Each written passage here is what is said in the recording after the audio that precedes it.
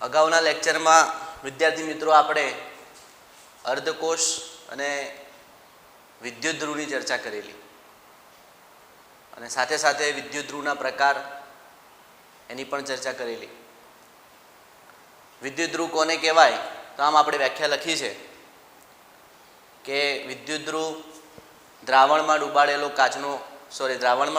ધાતુનો સળિયો અથવા તો પટ્ટી છે અને જેની સપાટી ઉપર ઓક્સિડેશન કે રિડક્શન પ્રક્રિયાઓ થતી હોય તેને આપણે વિદ્યુત ધ્રુવ તરીકે ઓળખીએ છીએ. નિકલ છે, કોપર છે, આવી જે ધાતુઓ છે, પ્લેટિનમ, ગ્રેફાઇટનો સળિયો, આવી જે ધાતુઓ અથવા તો અધાતુ ગ્રેફાઇટ જેવી અધાતુ છે એનો ઉપયોગ આપણે વિદ્યુત ધ્રુવ તરીકે કરતા હોઈએ છીએ.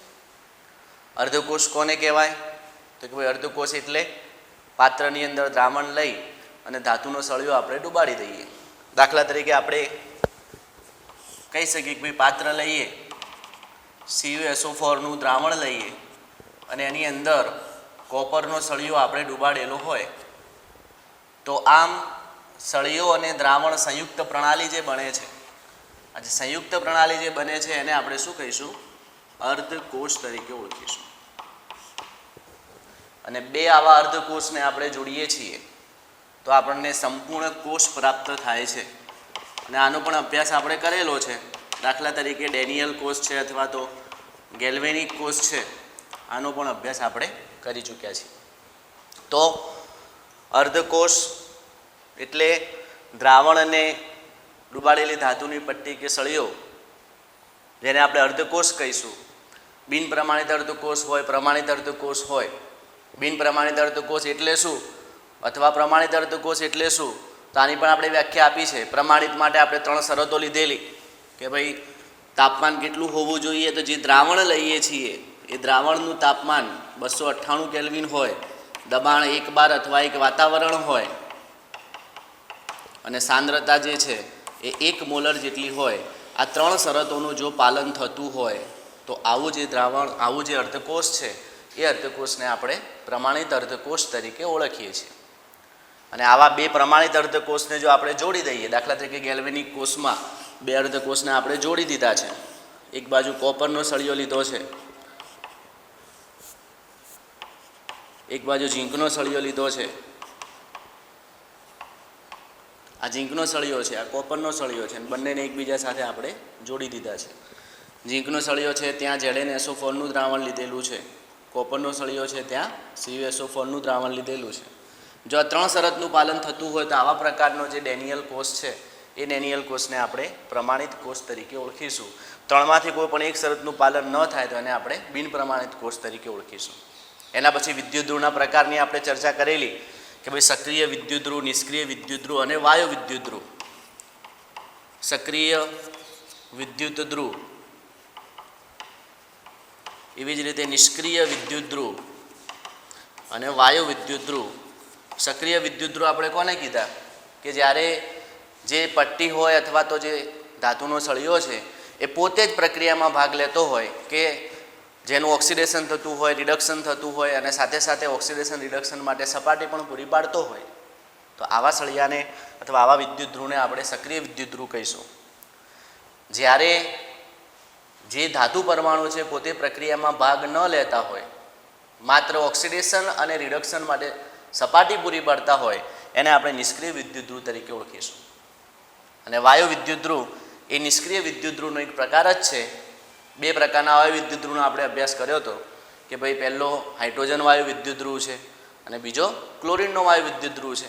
હાઇડ્રોજન વાયુ વિદ્યુત ધ્રુવ અને ક્લોરિન વાયુ વિદ્યુતની રચનાની પણ આપણે ચર્ચા કરી છે કે ભાઈ આપણે પાત્ર લઈએ છીએ, એની અંદર કાચની એક આપણે નળી ગોઠવીએ છીએ અને આ નળીની અંદર પ્લેટિનમનો તાર અને છેડા ઉપર આપણે પટ્ટી ગોઠવીએ છીએ અને એની અંદર જો તમે H2 વાયુ પસાર કરો છો એ વખતે દ્રાવણ તમે કયું લો છો તો દ્રાવણ આપણે H+ દ્રાવણ લઈએ છીએ. H2 વાયુ છે એટલે સક્રિય આયન તરીકે H+ જરૂરી બનશે. અને દાખલા તરીકે H2 વાયુ ન લઈએ, આપણે ક્લોરિન વાયુનો વિદ્યુત ધ્રુવ બનાવ્યો છે તો Cl2 વાયુ આપણે પસાર કરીએ છીએ અને Cl2 વાયુ પસાર કરીએ ત્યારે દ્રાવણમાં Cl- આયનની હાજરી જરૂરી છે. તો આ રીતે આપણે 2 પ્રકારના વાયુ વિદ્યુત ધ્રુવનો અભ્યાસ કર્યો હતો અને એમાં આપણે 4 પ્રક્રિયાઓ પણ લખી છે. ઝડપથી આપણે જોઈ લઈએ દાખલા તરીકે હાઇડ્રોજનનો વાયુ વિદ્યુતધ્રુવ હોય તો એના માટે એનોડ ઉપર કઈ પ્રક્રિયા થાય, તો એનોડ ઉપર જો આપણે પ્રક્રિયા લખવી હોય તો કે ભાઈ એનોડ ઉપર હંમેશા ઓક્સિડેશન થાય. તો ઓક્સિડેશન માટે આપણે લખી શકીએ H2 gives 2H plus plus 2 electron H2 gas, અને આ પ્રક્રિયા કઈ છે? ઓક્સિડેશન. અને એ જ રીતે કેથોડ ઉપર કઈ પ્રક્રિયા થાય, તો કેથોડ ઉપર H પ્લસ છે 2 ઇલેક્ટ્રોન મેળવશે અને એનું રૂપાંતર H2 વાયુમાં થશે. આ રીતના આપણે સમીકરણ પણ લખ્યા છે. એવી રીતે ક્લોરીન વાયુનો જો વિદ્યુતધ્રુવ હોય તો એના માટે પણ આપણે સમીકરણ દર્શાવેલા છે. દાખલા તરીકે એનોડ માટે જો લખવું હોય ક્લોરીન વાયુ માટે તો ઓક્સિડેશન થાય, Cl માઇનસનું ઓક્સિડેશન થાય, એનું રૂપાંતર Cl2 ગેસ પ્લસ ઇલેક્ટ્રોનમાં થાય. સમીકરણ સંતુલિત આપણે કરી શકીએ. વનાફ મૂકીને પણ તમે લખી શકો, જે આપણે અગાઉ લખી દીધું છે. હું આ સમીકરણ લખું છું અને સાથે સાથે આમાં ઇલેક્ટ્રોન ગુમાવે છે, માટે આ પ્રક્રિયા ઓક્સિડેશન અને એનોડ પરની પ્રક્રિયા છે. જ્યારે બીજી પ્રક્રિયા રિડક્શન છે જે કેથોડ ઉપર થાય, એમાં Cl2 વાયુ જે છે એ 2 ઇલેક્ટ્રોન મેળવે છે, એનું રૂપાંતર શામાં થાય છે? તો Cl2માંથી 2Cl માઇનસમાં અહીંયા લખી દઉં aqueous. અને આ પ્રક્રિયા જે છે એ કઈ પ્રક્રિયા છે? તો આ પ્રક્રિયા એ રિડક્શન પ્રક્રિયા છે. તો આમ આ સમીકરણને પણ આપણે ધ્યાનથી જોઈશું, સમજીશું અને યાદ રાખીશું. તો ઓક્સિડેશન રિડક્શન હાઇડ્રોજન વાયુ માટે અને ઓક્સિડેશન રિડક્શન ક્લોરીન વાયુ માટે એ આપણે વ્યવસ્થિત એને તૈયાર કરીશું. ચલો હવે એના પછીનો મુદ્દો છે, આટલી બાબતે આપણે અગાઉ ચર્ચા કરી ચૂક્યા છીએ. આના પછીનો જે મુદ્દો છે એ સાંકેતિક નિરૂપણ, કે આપણને કોઈ પણ અર્ધકોષ આપેલો હોય અથવા તો સંપૂર્ણ કોષ આપેલો હોય, એને આપણે સંકેતમાં દર્શાવવો છે, એનું સાંકેતિક નિરૂપણ કરવું છે. તો સાંકેતિક નિરૂપણ કેવી રીતે કરી શકાય એની આપણે થોડીક ચર્ચા કરી લઈએ. દાખલા તરીકે આપણે ઉદાહરણ લખીએ ડેનિયલ કોષ, અને તમને ખ્યાલ છે કે ગેલ્વેનિક કોષને આપણે ડેનિયલ કોષ ક્યારે કહીએ? તો જ્યારે આપણે ઝીંક વાપરીએ સળિયાત એનોડ તરીકે અને કેથોડ તરીકે કોપર, ઝીંક હોય તો ZnSO4, કોપરનો સળિયો તો CuSO4, ત્યારે આપણે એ ગેલ્વેનિક કોષને શું કહીએ છીએ? તો ડેનિયલ કોષ તરીકે ઓળખીએ છીએ. તો આ ગેલ્વેનિક કોષ અથવા તો ડેનિયલ કોષ જે છે એનું આપણે ઉદાહરણ લખીએ અને એના આધારે આપણે એની જે બાબત છે સાંકેતિક નિરૂપણની, એની આપણે ચર્ચા કરી.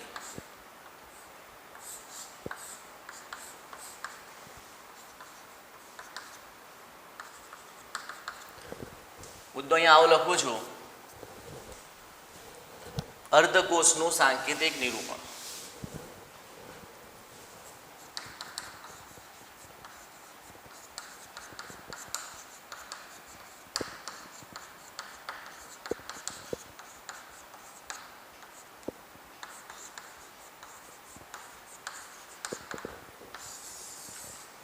અર્ધકોષનું સાંકેતિક નિરૂપણ કરવા માટે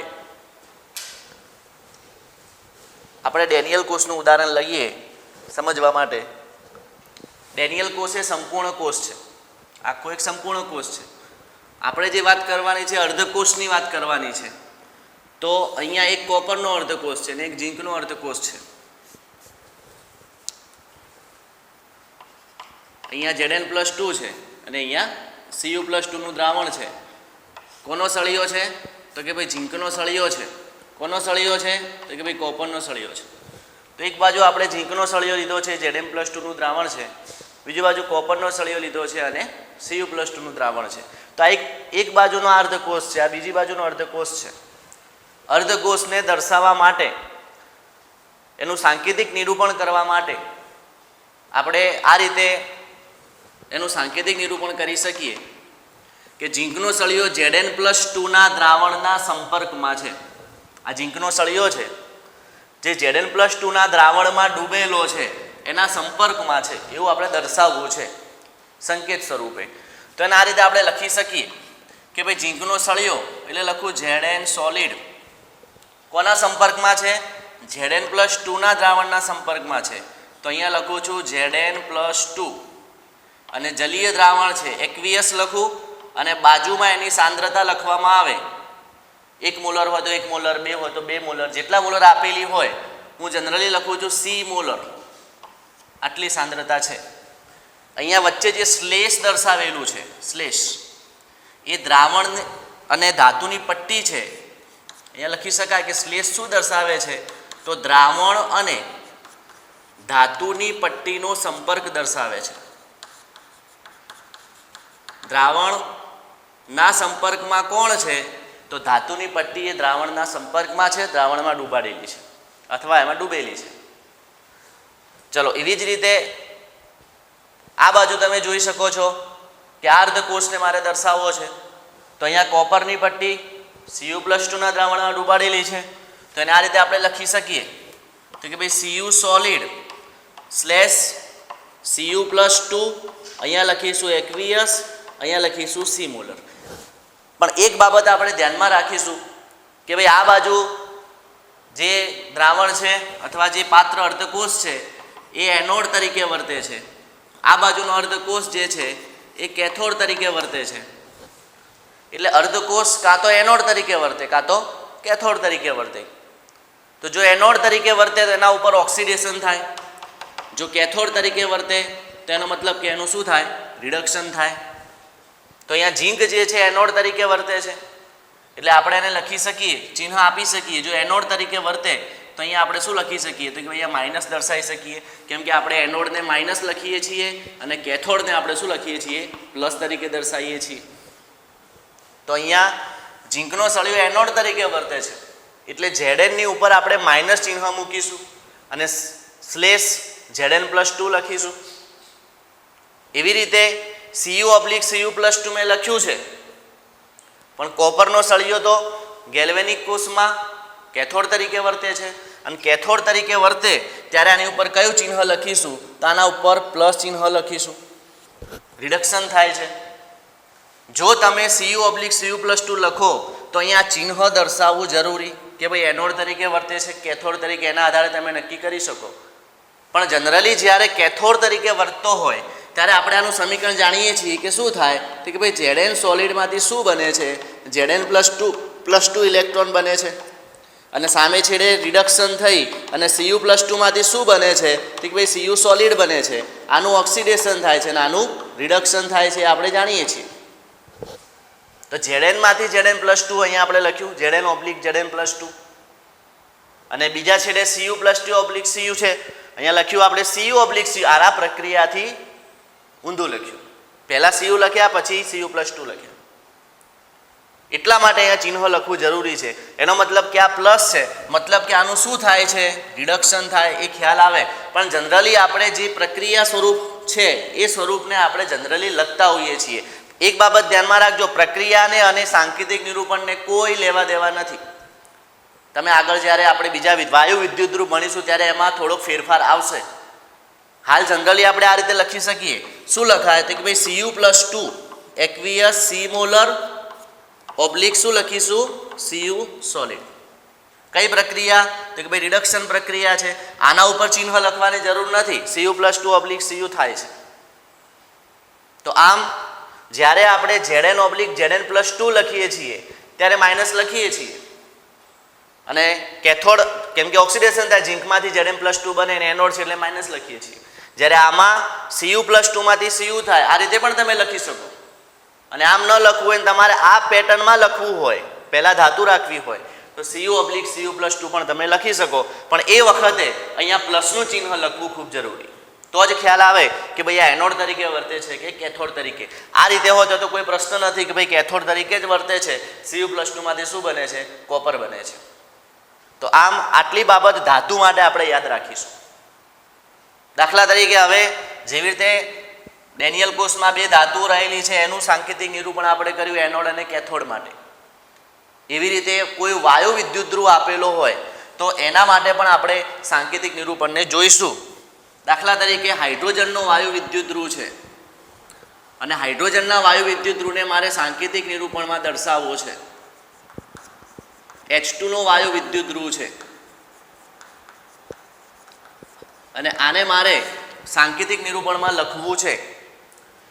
તો હાઇડ્રોજનનો વાયુ વિદ્યુતધ્રુવ આપણે જાણીએ છીએ કે જ્યારે વાયુ વિદ્યુતધ્રુવ આપણે ઉપયોગ કરીએ છીએ ત્યારે પ્લેટિનમનો તાર અથવા પટ્ટીનો ઉપયોગ આપણે વિદ્યુતધ્રુવ તરીકે નિષ્ક્રિય વિદ્યુતધ્રુવ તરીકે કરતા હોઈએ છીએ. એટલે જે ધાતુ આપણે વાપરીએ છીએ એ ધાતુનું સૂત્ર આપણે પહેલાં લખીશું અહીંયા લખીશું આપણે પ્લેટિનમ. તમને આકૃતિ હાલ જ મેં દર્શાવી હતી કે ભાઈ આ રીતની હાઇડ્રોજનની આકૃતિ છે કે વચ્ચે એક પ્લેટિનમનો સળિયો છે, અહીંયા H+ નું દ્રાવણ છે અને અહીંયા પ્લેટિનમની પટ્ટી છે. આ તાર છે, પ્લેટિનમનો તાર છે, આ પ્લેટિનમની પટ્ટી છે. તો આ રીતે અને આ પ્લેટિનમની પટ્ટી H+ દ્રાવણના સંપર્કમાં છે. તો આને મારે દર્શાવવું હોય તો આ રીતે હું લખીશ કે પ્લેટિનમ કોના સંપર્કમાં છે, કયા વાયુ એના ઉપર પસાર કરેલો છે, કયો વાયુનો વિદ્યુત ધ્રુવ છે, તો કે ભાઈ H2 વાયુનું વિદ્યુત ધ્રુવ છે. અહીંયા લખીશું પ્લેટિનમ સોલિડ, અહીંયા લખીશું H2 વાયુનો વિદ્યુત ધ્રુવ છે, વાયુ છે એટલે ગેસ લખીશું અને એનું દબાણ લખીશું. દાખલા તરીકે પ્રમાણિત વિદ્યુત ધ્રુવ હોય તો એક બાર અથવા એક વાતાવરણ દબાણ હોય, બિન પ્રમાણિત હોય તો એના સિવાયનું હોય, એટલે અહીંયા આપણે દબાણ લખીશું. જે પણ દબાણ હોય એ P બાર આપણે લખી દઈએ, જે દબાણ આપેલું હોય.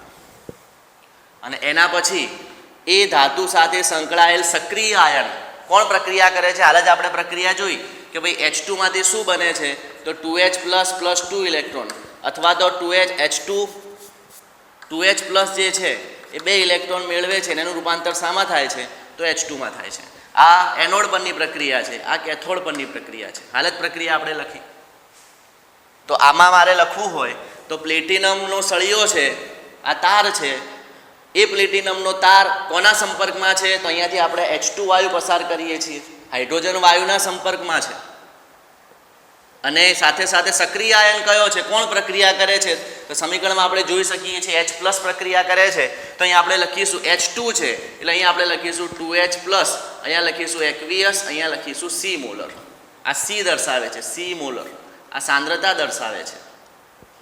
આ રીતે આપણે લખી શકીએ સમીકરણ. જ્યારે અહીંયા સંતુલનમાં 2 હાઇડ્રોજન છે તો અહીંયા પણ 2 હાઇડ્રોજન તમારે અર્ધકોષ માટે લખવા પડશે. આને બીજી રીતે લખવું તો આમ લખી શકાય કે ભાઈ પ્લેટિનમ સોલિડ કોના સંપર્કમાં, તો કે ભાઈ H2 વાયુના સંપર્કમાં. અહીંયા લખું ગેસ, અહીંયા લખું P બાર, અને કયો સક્રિય આયન, તો કે ભાઈ H+, અહીંયા લખું aqueous, અહીંયા લખું C મોલર. અને સાથે સાથે અહીંયા એક H+ છે, જો H+ લખવો હોય તો આગળ આપણે અહીંયા 1/2 લખવા પડે, 1/2 H2, એટલે સમીકરણ તમારું સંતુલિત થાય. તો આ રીતે તમારે સમીકરણને અર્ધકોષ માટે લખવાનું રહેશે. આ પ્રક્રિયા અથવા તો આ સમીકરણ જે લખ્યું છે એ એનોડ માટે ધારો કે તમે લખ્યું છે તો તમારે ચિહ્ન દર્શાવવાનું રહેશે. એનોડ ઉપર કઈ પ્રક્રિયા, તો કે ભાઈ માઇનસ, કયું ચિહ્ન, માઇનસ, ઓક્સિડેશન થાય, માઇનસ વડે આપણે એને દર્શાવીએ તો આપણે એને માઇનસ તરીકે લખીશું. તો આ એનોડ પરનું સમીકરણ થયું. ધારો કે H2 કેથોડ તરીકે વર્તે છે અને જ્યારે કેથોડ તરીકે વર્તે ત્યારે એને આપણે કઈ રીતે દર્શાવીશું, તો અહીંયા પ્લસ કરીને મૂકી દઈશું. એક તો આ રીત છે. હું દાખલા તરીકે આ સમીકરણ લખું છું તો ઉપર પ્લસ લખીશ, અહીંયા લખીશ પ્લેટિનમ કોના સંપર્કમાં છે, તો H2 વાયુના સંપર્કમાં છે. અહીંયા લખીશું ગેસ અને અહીંયા લખીશું P બાર અને ઓબ્લિક લખીશું 2H+. અહીંયા લખીશું aqueous, અહીંયા લખીશું C મોલર. તો આમ પ્લસ લખો તો આ સમીકરણ શાનું થાય, તો આ સમીકરણ કેથોડનું થાય. માઇનસ લખો તો આ સમીકરણ એનોડનું થાય. મતલબ કે આ સમીકરણ બંને જે મેં લખ્યા છે એ કઈ પ્રક્રિયા દર્શાવે છે, જે એનોડ તરીકે વર્તે છે, જે ઓક્સિડેશન પ્રક્રિયા દર્શાવે છે માઇનસ ચિહ્નના લીધે. જ્યારે આ સમીકરણ જે મેં લખ્યું છે પ્લસ ચિહ્ન છે, મતલબ કે શું દર્શાવે છે, એ કેથોડ દર્શાવે છે. કઈ પ્રક્રિયા થાય, હાઇડ્રોજનનો વિદ્યુત ધ્રુવ કેથોડ તરીકે વર્તે, રિડક્શન પ્રક્રિયા થાય. અને આને જો પહેલા આયન લખીએ, સમીકરણને આપણે ઉલટું કરી દઈએ, ફેરવી દઈએ, તો સમીકરણ પર ચિહ્ન લખવાની જરૂર નથી, સીધું તમે આ રીતે લખી શકો. અથવા આ સમીકરણને તમે આમ પણ લખી શકો. અથવા કેવી રીતે લખીશું, તો કે ભાઈ પ્લેટિનમ લખીશું, પ્લેટિનમ સોલિડ છે, સોરી આને ઉલટું લખવાનું છે. એટલે પહેલાં આપણે આયન લખીશું, પહેલાં લખીશું 2H+, અહીંયા લખીશું aqueous અને અહીંયા લખીશું C મોલર. કોના સંપર્કમાં છે, H2 વાયુના, H2 ગેસ, અહીંયા લખીશું P બાર અને અહીંયા લખીશું પ્લેટિનમ, અહીંયા લખીશું સોલિડ. તો આમ પણ તમે લખી શકો. તો આ રીતે સમીકરણને આ દર્શાવવાની સાંકેતિક નિરૂપણમાં દર્શાવવાની પદ્ધતિ છે.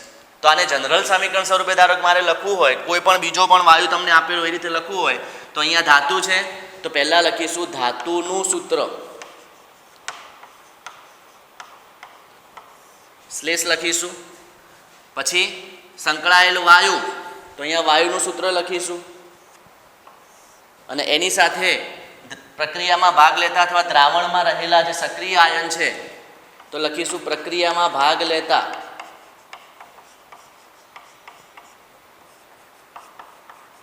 સક્રિય આયન,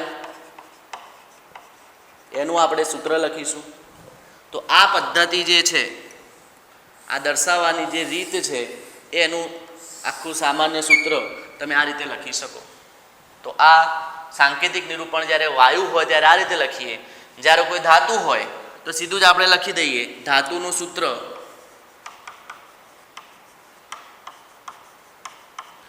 કોના સંપર્કમાં, તો પ્રક્રિયામાં ભાગ લેતા સક્રિય આયન.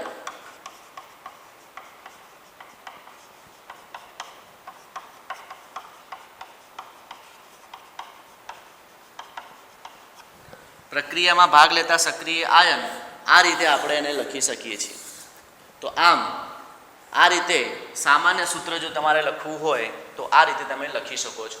હવે દાખલા તરીકે તમને આમ આપેલું હોય, બીજી કોઈ આપણે ધાતુ લઈ અને એનું ઉદાહરણ આપણે જોઈએ તો આપણને વધારે ખ્યાલ આવે. ચલો, જેવી રીતે આપણે હાઇડ્રોજન વાયુ લીધો છે એવી રીતે આપણે ક્લોરીન વાયુ લઈ લઈએ. તો અહીંયા ક્લોરીન વાયુનું સૂત્ર મારે લખવું છે તો Cl2 વાયુના અર્ધકોષનું સાંકેતિક નિરૂપણ.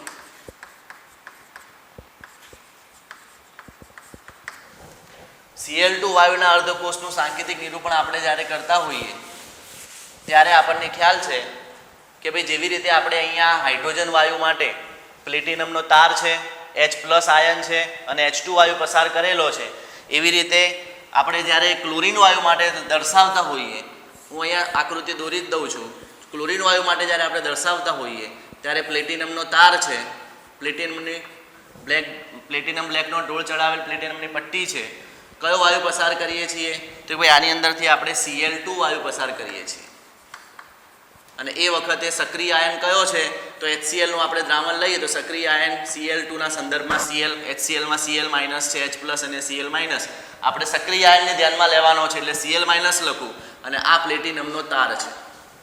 તો આ બાબતને આપણે ધ્યાનમાં રાખી અને જો તમારે Cl2 વાયુના અર્ધકોષનું સાંકેતિક નિરૂપણ દર્શાવવું હોય તો આ રીતે તમે લખી શકો. આપણે સમીકરણ પહેલાં લખી દઈએ. ચલો, Cl2 વાયુ માટે શું લખાય તો કે ભાઈ એનોડ ઉપર શું થાય, 2Cl- gives Cl2 gas +2 electron, આમ લખી શકાય. અથવા તો એને Cl- સ્વરૂપે લખવું હોય તો અહીંયા 1/2 Cl2 + ઇલેક્ટ્રોન તમે લખી શકો. અહીંયા ગેસ લખીએ, અહીંયા Aqueous લખીએ. તો આમ એનોડ ઉપરનું સમીકરણ ઓક્સિડેશન પ્રક્રિયા, એવી રીતે જો કેથોડ ઉપરનું સમીકરણ લખવું હોય કેથોડ ઉપર તો કેથોડ ઉપર આ રીતે લખાય Cl2 gas +2 electron gives 2Cl-. અથવા તો આમ લખાય 1/2 Cl2 gas electron gives Cl-.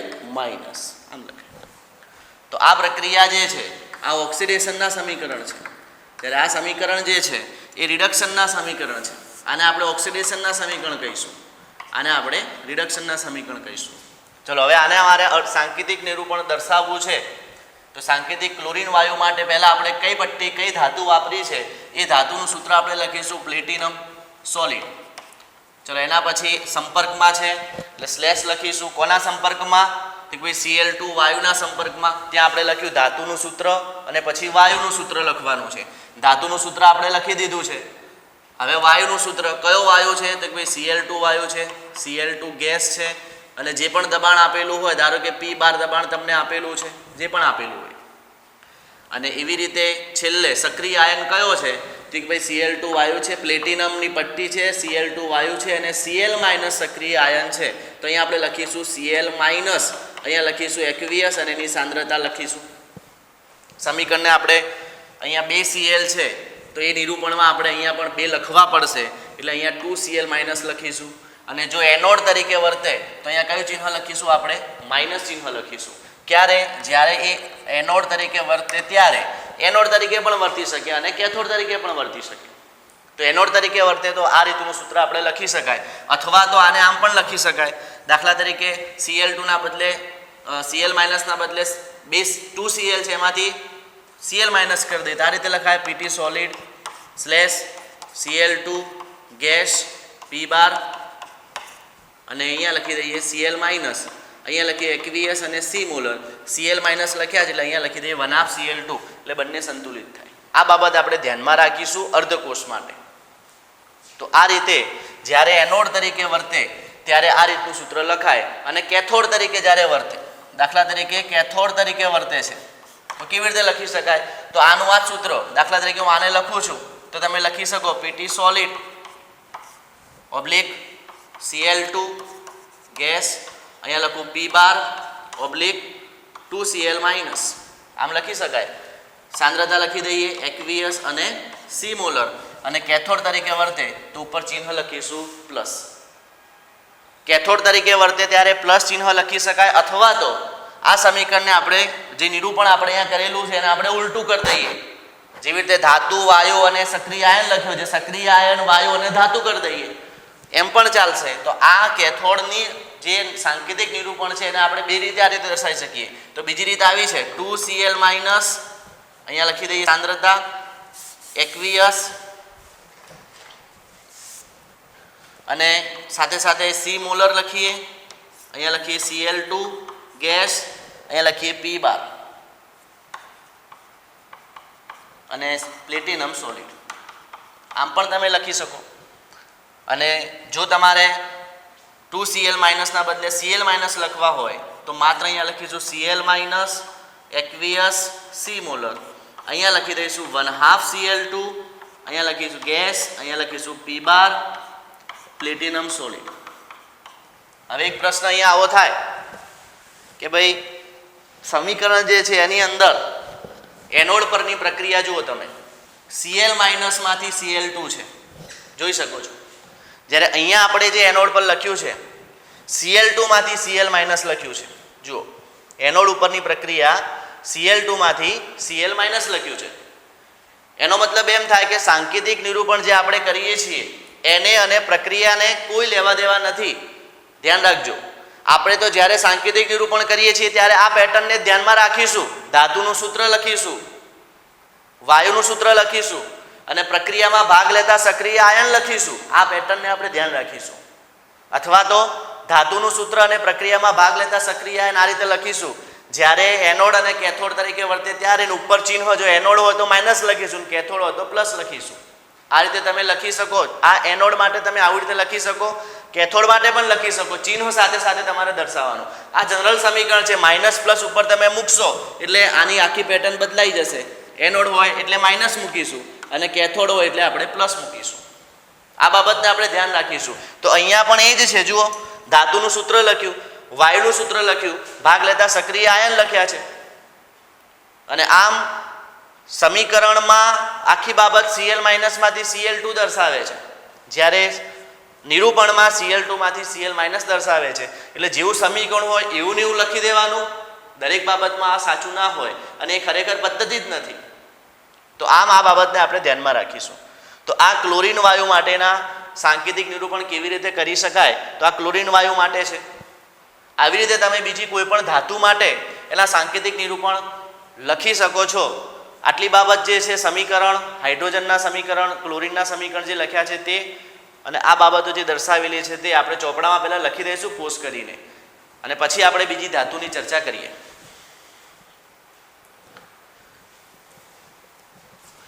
ધાતુ માટે સાંકેતિક નિરૂપણ આપણે ઉદાહરણ તરીકે લઈએ તો દાખલા તરીકે કોઈ પણ ધાતુ તમે લઈ શકો છો કે ભાઈ કોબાલ્ટ ધાતુ છે, કોબાલ્ટ ધાતુ લઈએ અથવા Au લઈએ, ગોલ્ડ લઈએ અને બીજી ગમે તે ધાતુ આપણે બે ઉદાહરણ દાખલા તરીકે લઈએ. CO માંથી CO+3 બને છે, Au માંથી Au+3 બને છે. બરાબર, આના ઉદાહરણ આપણે જોઈએ. તો કોબાલ્ટ જ્યારે એનોડ તરીકે વર્તે તો તમે લખી શકો કે ભાઈ કોબાલ્ટ છે તો કોબાલ્ટનો સળિયો હશે. અહીંયા લખી દો સોલિડ, કોના સંપર્કમાં? CO+3 ના સંપર્કમાં અને સાંદ્રતામાં એક્વિયસ લખું અને અહીંયા C મોલર લખું. આ રીતે તમે લખી શકો અને સાથે સાથે અહીંયા ચિહ્ન પણ લખીશું માઇનસ. એટલે ખબર પડી જાય કે ભાઈ આ સળિયો એનોડ તરીકે વર્તે. જોઈને જ તમને ખ્યાલ આવે કે ભાઈ આ માઇનસ છે અને CO માંથી CO+3 છે એટલે આ એનોડ તરીકે વર્તે. પણ આમ લખેલું હોય CO/CO+3 આ શરતો તો ખરી જ પાછી અને ઉપર લખ્યું હોય પ્લસનું ચિહ્ન આપેલું હોય એટલે આપણને ખ્યાલ આવે કે ભાઈ પ્લસ છે એટલે આ શું હશે કે ભાઈ આ કેથોડ હશે. જોઈને ખબર પડે. અને જ્યારે CO+3/CO લખેલું હોય તો કોઈ પ્રશ્ન જ નથી. CO+3/CO CO+3 માંથી CO બને છે એટલે CO+3 એક્વિયસ, અહીંયા લખું C મોલર અને અહીંયા કોબાલ્ટનો સળિયો, અહીંયા લખું સોલિડ. તો CO+3 માંથી CO બને છે એટલે ખ્યાલ આવે કે ભાઈ આ શું હશે, ધાતુ માટે આ કેથોડ હશે. તો આ પણ કેથોડ લખી શકાય, આને પણ તમે કેથોડ ગણી શકો. તો આમ ચિહ્નના આધારે અને સીધું જે આપણે દર્શાવીએ છીએ એના આધારે આપણે ધ્યાન રાખીશું, સમજીશું. જ્યારે સમીકરણ આપેલું હશે ત્યારે ભાઈ એનોડ હશે કે કેથોડ હશે. એવી રીતે આપણે AU+3 લખી શકીએ. તો AU સોલિડ છે, તમે જાતે બનાવી શકો છો, જાતે લખવાનો પ્રયત્ન કરશો તો AU સોલિડ છે અને એમાંથી AU+3 બને છે. અહીંયા લખી એક્વિયસ, અહીંયા C મોલર. તો આ એનોડ તરીકે વર્તે. જ્યારે માઇનસ ચિહ્ન હોય, પ્લસ હોય તો કેથોડ તરીકે વર્તે. અને પ્લસ ના લખવું હોય, આ સીધું હું લખી દઉં ભાઈ આ શું હશે કે ભાઈ આ એનોડ હશે. મારે કેથોડ લખવું છે તો કેથોડ તરીકે હું સીધું લખી દઉં AU+3 એક્વિયસ, અહીંયા લખું C મોલર, ઓબ્લિક લખું અહીંયા AU સોલિડ. તો આ શું હશે તો ભાઈ આ કેથોડ તરીકે વર્તે. AU+3 માંથી AU થાય. તો આમ જોઈને આપણને ખ્યાલ આવે કે ભાઈ આ એનોડ છે કે આ કેથોડ છે. ચિહ્ન પ્લસ હોય તો કેથોડ હોય, ચિહ્ન માઇનસ હોય તો એનોડ હોય. જોઈને ખ્યાલ આવે. તમે પ્લસવાળું પણ આવું લખી શકો છો આના માટે કે પ્લસવાળું કેવી રીતે કે ભાઈ આનું આ જ સૂત્ર લખી શકાય AU, પણ અહીંયા આપણે શું લખીશું, માત્ર પ્લસ, અહીંયા સોલિડ લખીશું AU+3 એક્વિયસ અને અહીંયા લખીશું C મોલર. તો આમ આપણને ખ્યાલ આવી જાય કે ભાઈ એનોડ હશે કે કેથોડ હશે. હવે આ બધા જ એનોડ તરીકે વર્તે, કેથોડ તરીકે વર્તે ત્યારના અર્ધકોષના સાંકેતિક નિરૂપણ છે. બધા જ આપણે માત્ર AU માટે લખ્યું, માત્ર કોબાલ્ટ માટે લખ્યું, માત્ર હાઇડ્રોજન માટે લખ્યું, માત્ર Cl2 માટે લખ્યું. આવા બધા સમીકરણ આપણે લખ્યા છે. એનોડ તરીકે વર્તે ત્યારે કેવી રીતે લખાય, કેથોડ તરીકે વર્તે ત્યારે એને કેવી રીતે લખાય. આ રીતે આપણે અર્ધકોષનું સાંકેતિક નિરૂપણ કરી શકીએ છીએ. અને સાંકેતિક નિરૂપણને અને રાસાયણિક પ્રક્રિયાને કોઈ સંબંધ નથી, એ બાબત આખી અલગ છે.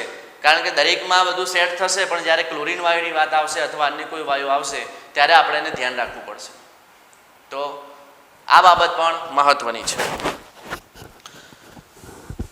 ચલો હવે આ અર્ધકોષની વાત હતી. જેવી રીતે અર્ધકોષનું સાંકેતિક નિરૂપણ આપણે કર્યું છે એવી રીતે સંપૂર્ણ કોષનું આપણે હવે સાંકેતિક નિરૂપણ સમજવાનું છે. તો બે અર્ધકોષને આપણે ભેગા કરી અને સંપૂર્ણ કોષનું સાંકેતિક નિરૂપણ